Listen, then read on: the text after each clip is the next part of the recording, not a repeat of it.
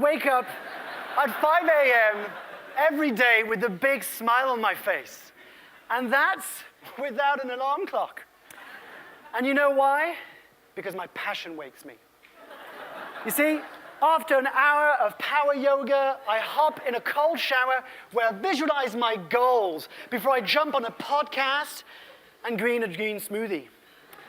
That's before most of you have even had time to scroll through your first social media feed. Yes, unlike you, I have the freedom to decide how I spend my days. I go on holiday when I want, where I want, and for how long I want. But you already know that because you obviously follow me on Instagram. You see, success is my first, last, and middle name. Yes, you've guessed it. I'm an entrepreneur, and I'm living the dream. It's funny because it almost sounds true. And it makes me wonder, who is that guy? Well, that's me. At least that's what you would think if you looked at my social media feed. You see, we're currently riding a wave where entrepreneurship is hip. And like any fad, when it doesn't go to plan, it's really easy to put a brave face, keep up appearances, and pretend like you're successful even if you have no idea what you're doing. But when did it become cool to become an entrepreneur? In fact, who here runs a business? Do you feel cool? Because I don't know about you, but I do not feel cool. In fact, most of the time, I feel lonely. I worry, I stress about money on a daily basis, and this was so not meant to be the plan. You see, about a year ago, almost to the day, I quit a job after spending a decade working across the corporate sector, the non-for-profit, and the charity sector, thinking that if I quit my job, everything I ever dreamed for in life would come true. Because obviously, being your own boss means that you have the flexibility, freedom, and success is bottomless. Well, it wasn't the case. You see, maybe what it looks like on the outside through all my podcasts and YouTube videos, it looks like I'm having a ball of a time. But I actually spend 80% of my time staring nothing but a screen, and sometimes I don't even bother leaving the flat or wash. But don't tell my girlfriend that, because she thinks I do. And this got me thinking. It's the same thing that when my friends call me up and say, hey, Mark, do you want to catch up for a beer? And I say, I'm sorry, I've got other plans. I'm busy. But I'm not busy. I'm just really, really worried about how my business is actually doing. And so I feel like I can't share that. And this is something that I've seen over and over again. So I'm the host of the most unpronounceable podcast ever known to mankind. As dyslexic, I could have picked a better name. The Unconventionalists. And effectively what it is, I get to speak to a whole bunch of really exciting people from all walks of life who've experienced different levels of success. And let me tell you this. It doesn't matter if you're a one-man band or if you're a business with 1,000 employees. If you have 100 followers or if you have 1 million. The resounding feeling is how tough the journey is and how lonely it can sometimes feel. Now, if you look at the statistics, it's pretty scary. Out of the 5.5 million businesses in the UK, 76% of them were started by people who employ no one but themselves. So it's a pretty lonesome journey, to say the least, for almost 3/4 of us. And yet we feel like we can't open up and talk about it because we've made up that tears don't sell. And so we live with this dirty little secret, except this secret is something that everyone who's ever started a business knows oh too well. And I started thinking, if you look at the statistics and you look at Company House data, it looks like, actually, in 2016, it was another record-breaking year of 75 new businesses every single hour. That's insane. Bloomberg says that actually 8 out of 10 entrepreneurs fail within the first 18 months.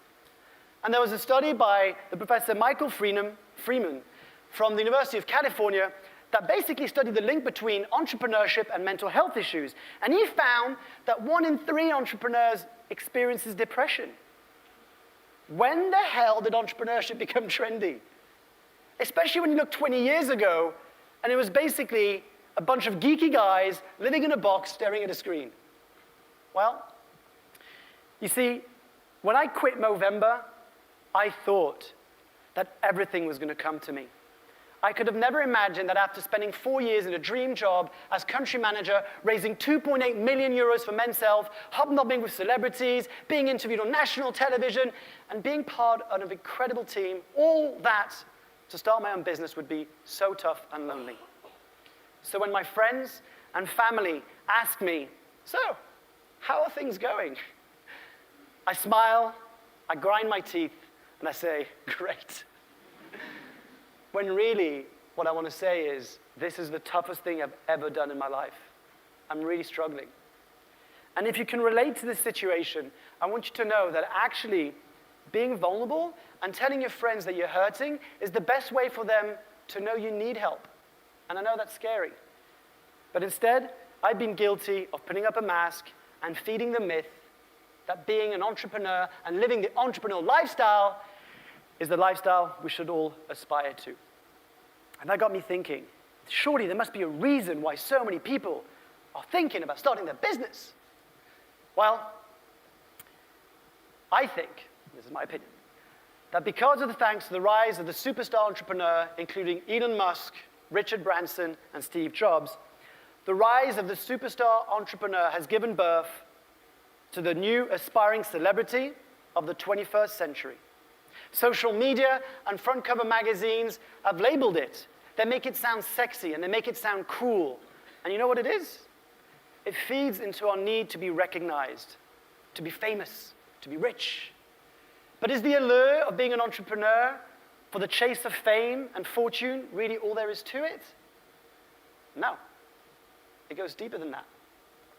Consider the Gallup study that found that 87% of workers worldwide feel emotionally disengaged from the work they do. And as a self-proclaimed millennial, we've got a bit of a pickle, especially when you know that millennials are the most purpose-driven generation in decades. So there's no denying that we're currently facing a crisis at work when it comes down to finding purpose. Take a look at this mythical ad of a dream job. And for those of you at the back who can't read it, men wanted for hazardous journey, small wages, bitter cold, long months of complete darkness, constant danger, safe return, doubtful. Honor and recognition in case of success. Would you apply to that ad? Well, according to the book, The 100 Greatest Advertisements, 5,000 men responded to Sir Ernest Shackleton's ad ahead of his 3rd expedition to the South Pole, Endurance, in the early 1900s. 5,000 people. And you know what else this ad could apply to? You've guessed it. Pretty much any startup or any new business or any bold idea you come across. Because the way that he sorted out these 5,000 applicants was by putting them either in mad, hopeless, or possible. And if you've ever tried anything bold in life, you'll know what I mean when I say it's very difficult to know in which category you come across. So the question becomes, why would thousands of people want to join Sir Shackleton down to South Pole? And would this still be applied today? And if you think it wouldn't, think again. Mars One, a controversial Dutch company, announced in 2013 that its mission was to establish a permanent human settlement on Mars in 2023. 2 men and 2 women would originally be sent, and then 4 more would follow every 2 years. The catch? There is no return expected to planet Earth. Labeled as the one-way ticket to humankind's biggest adventure, more than 200,000 people registered their interest in 2013. That's insane.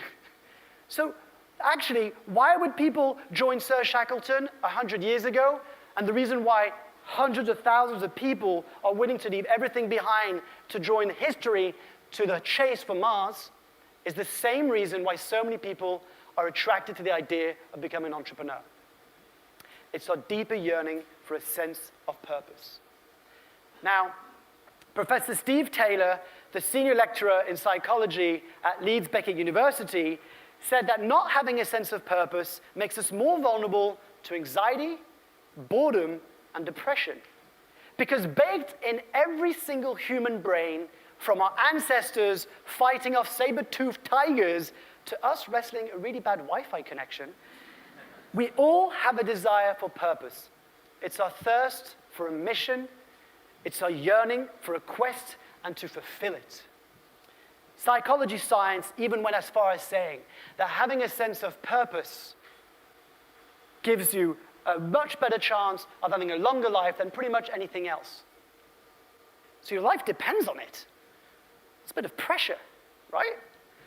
Well, that kind of pressure is exactly where we go wrong about finding your purpose. You see, what really bugs me is that people make up that when you talk about finding your meaning of being or your purpose, you've got to find the meaning of life.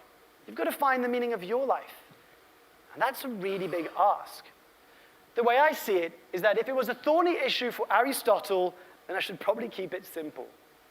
And if you don't know what a quest is, and you don't know what purpose is, look around you. They're everywhere. They're in the books you read, in the stories you tell, in the movies you watch. I've been obsessed with this concept of quest and finding a quest. And I've spoken to hundreds of people who started theirs. And this is what I've learned. They come in all shapes and sizes. They're not measured by how impactful they are, but rather how they make you feel when you think about them, when you're actively pursuing them. I want to give you an example of a really small quest, what I've come to label micro quests. Now, you see, a few years ago, I had this really stupid idea to see if I could start a drink startup in 7 days with £100. And this was while I still had a full-time job, by the way. So I'd wake up at 6 a.m., do recipes. I was traveling, try and cross the border of Belgium with 1 kilo of protein powder in your bag. And the crazy thing is that I ended up working my butt off for 7 days, went to a festival in the woods, and I sold all my plant-based protein shakes. I made a whopping net profit of £9. It was the happiest I'd been. Of course, I had no idea if this was going to work, but actually, when you look at it, I was trying to answer a deeper question. Is it possible to start a business in a week with £100 or less? Now, I can't tell you what your quest is, but I can tell you what it feels like in case you hear it knocking on your door.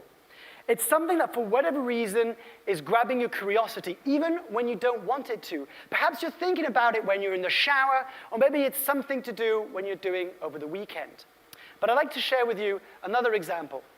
Take Laurie Portker, who, for a year and a half, decided to paint 100 individual pieces of art for 100 people in her life who meant something, from her husband to her hairdresser to the mechanic. Her quest was to express her gratitude through her art. And in the end, she brought all these people together in a really emotional exhibition in her hometown of North Carolina. Now you see, this yearning we have of having a quest, having a purpose, is at the heart of why so many people believe that starting a business is the only way to get that sense of freedom, adventure, and purpose. But it's not. Of course it can be, and admittedly, it has been for me. Yes, a year ago when I quit my job to start my business, it's been the hardest thing I've ever done. But it's also been the most rewarding thing I've ever done. And this is what I've realized, is that actually, you think you want to start a business, but what you're actually looking for is a quest. You can find purpose and meaning working with an organization, and you can find it on your free time, and you can find it on the weekend. If you don't know where to start, which tends to be the majority of everyone I speak to, trust the things that you're curious about. Follow the things that you're interested about. Those are your breadcrumbs. Don't dismiss them. They sometimes feel like there's no way I could be interested in barbecues or violin. And next thing you know, they lead you to your quest. Those are the breadcrumbs. Trust them. And if they scare you, that is so good. Because what scares us most is most often what we most need to do. Take Paul Graham, the co-founder of Y Combinator, the most sought-after startup accelerator in the world, who said, it seems in order to do really big things, you need to start by doing deceptively small things. So whether your quest is an entrepreneurial one or not, I urge you to start today. Don't wait. Because if everyone had a purpose, no matter how small, the world would be a better place for us all. Thank you.